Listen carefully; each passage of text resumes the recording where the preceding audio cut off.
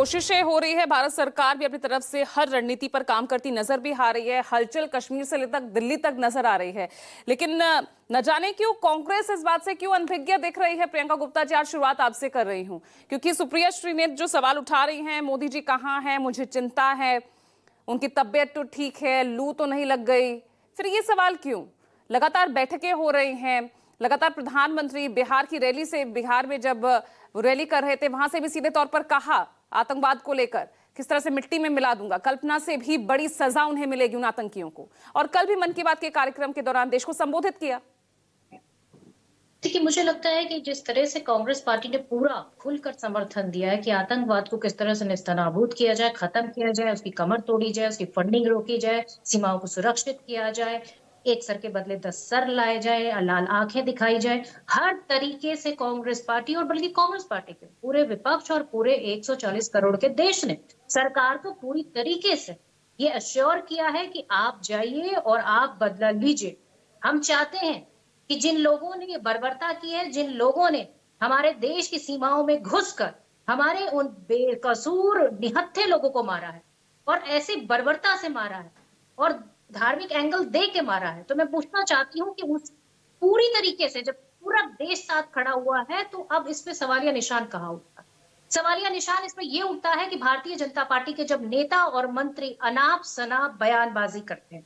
अनाप शनाप बयानबाजी में आप नारायण आर्य का बयान देख लीजिए, आप पीयूष गोयल का बयान देख लीजिए, आप इनके विधायक जो है कौन है वो बाल मुकुंद जी, उनका बयान देख लीजिए। मुझे लगता है कि क्या अंतर क्या है? आतंकवादी जिस मंसूबे को पूरा करना चाहते थे, वही मंसूबा क्या भारतीय जनता पार्टी के नेताओं के अंदर भी आ गया है क्या?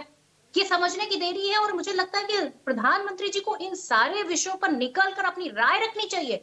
देश को बोलना चाहिए कि आज जरूरत है कि हम एकता के सूत्र में बंधे रहें और हम भारत देश की एकता और अखंडता को किसी तरीके से नुकसान न पहुंचाएं। लगातार तो देश को संदेश दे रहे हैं ना प्रधानमंत्री, तो फिर ये सवाल कहां से खड़ा हो जाता है कि मोदी जी कहां हैं? सवाल तो तब खड़ा होता है जब पूरे देश में कश्मीरी स्टूडेंट्स के साथ में बर्बरता की जाती है। सवाल तब खड़ा होता है कि एक जब जब जो है कांस्टेबल के साथ में बर्बरता की जाती है।